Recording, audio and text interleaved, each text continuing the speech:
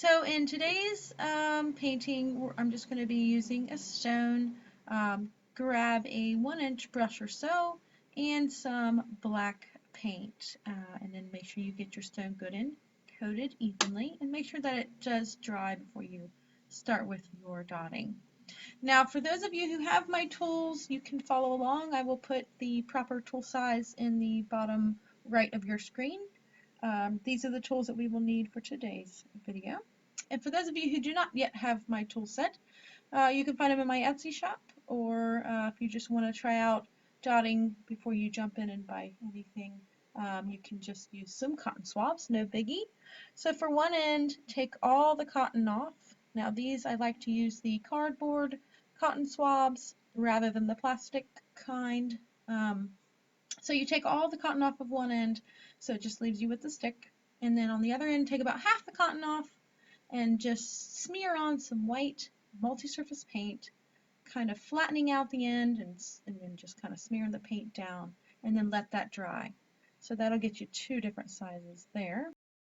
Alright, and for another size up, you can just leave all the cotton on the cotton swab there and just put a little bit of paint on there. Same process, kind of just flatten out that end and smear the paint on down.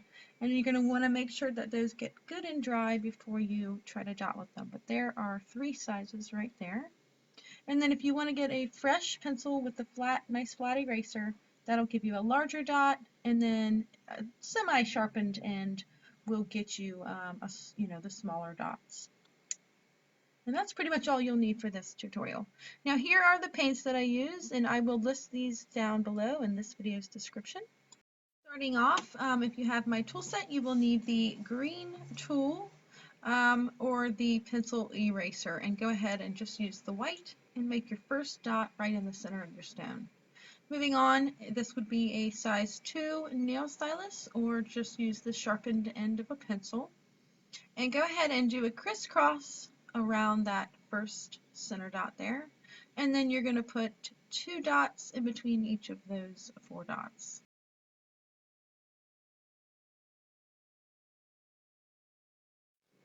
So that is a total of 12 dots around the center dot there. Alright, so the next tool that you'll use, if you have my tool set, will be the white tool. And if you don't, just go ahead and grab the stick part of the cotton swab. And we're going to be using Cloverfield's green paint. And you just want to go in between 2 dots right on the outer edge there. And you're just going to make your next row of dots. So go ahead and do the crisscross. So up, down, left, right. And then that way you can see your spacing to go right in between. Go ahead and make your 2 more dots between each of those. But it just seems to help with spacing, or at least that's what I've found when you do a crisscross first. Alright, so there's the second row all done. And then just to clean them off, it's okay, just go ahead and use a damp towel. Alright, now I'm going to mix these 2 colors together. One is called Atlantis and the other one's just white. And these are Apple Barrel multi-surface paints. And that way I just get a little bit of a lighter shade. And then I'm going to be using the medium-sized Q-tip that we made. And if you have my tool set, it would be this size blue tool. And then just go ahead and do that same process. Crisscross, putting a dot right in between 2 dots all the way around that ring. And then just kind of dab it on a damp cloth. You don't want to rub it or twist it, but just kind of dab it off. And it seems to work just fine. Next, I'm going to mix 2 colors again. This time I'm mixing cobalt hue and white together just to make it a little bit of a lighter shade of the cobalt. And I'm just going to use the regular size cotton swab that we had put some paint on. And then just the same process again, just going to go out 1 more ring. And just dabbing the cotton swab clean again. Next we're going to go with the straight cobalt hue. Now this is a folk art enamel paint, and it's just lovely. Super vibrant. I love this blue. It's beautiful. And we're using the eraser of the pencil, which equals out to be the green size tool. Alright, next is the Atlantis paint, and it's just the straight color right out of the lid, and it is also an apple barrel multi-surface paint.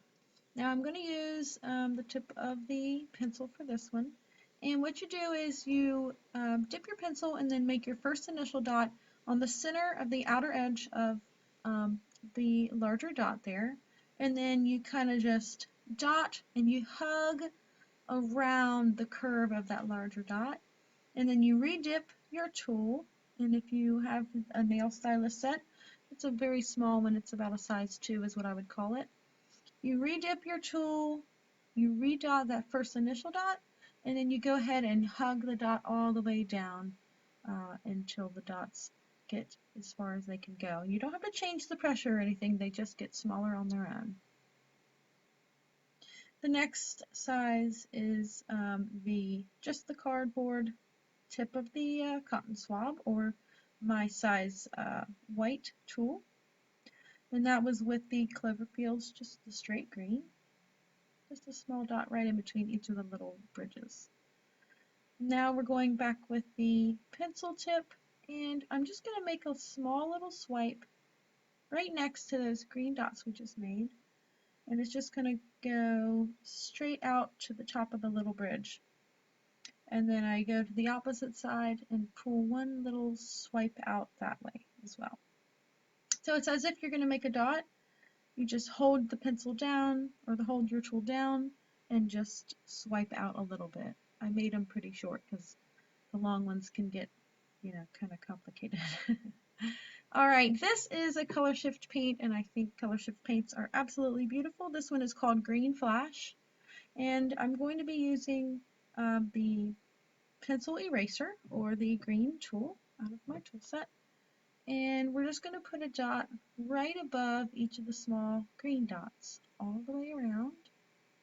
I did find that you pretty much had to double dot each of those just to get it to really be nice and strong on there.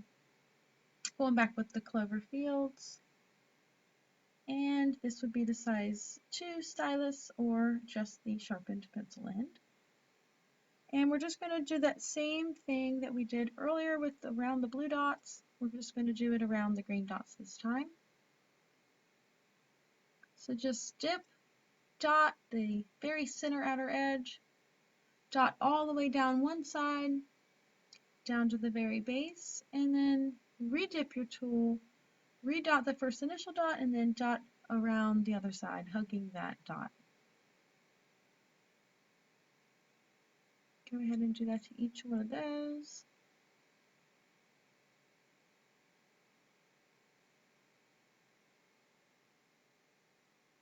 Next is a Craft Smart paint. It's called Native Turquoise. It's a premium glitter paint, and it is just beautiful. I love the little tiny turquoise glitter. It's so pretty. So I'm going to be using the smaller cotton swab tip, and we're just going to be putting a dot right in between each of those larger green dots there.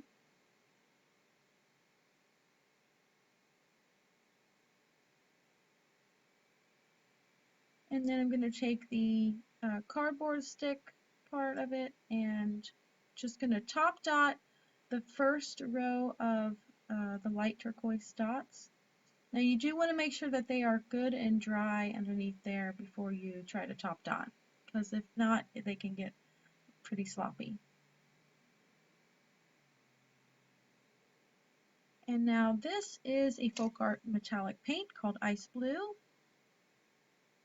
And it's very pretty. I'm going to use the stick end of the cotton swab or the size white of my tool sets. And we're going to top dot that next row out of dots, the light blue. I'm just going to put a top dot on each of those, and then we're going to work down. Sorry if you hear Pablo, my dog. He's snoring and kind of whimpering in his sleep. He's usually dreaming about you know, fighting the big dogs or whatever. He thinks he's a big boy. All right, anyway, go ahead and put 2 dots right in between each of the little green bridges around the outer edge. And then this, you know, all this is optional, but I went on and put a little teeny tiny dot of the color shift paint on top of the green, the Cloverfield's dots, all the way around the stone. And I just thought it added a nice little twinkle in there, so. And that's it. That's the final stone there. Make sure it's good and dry, and then go ahead and varnish as you would normally. Hey, I hope you liked this tutorial, and if you did, please don't forget to give me a thumbs up.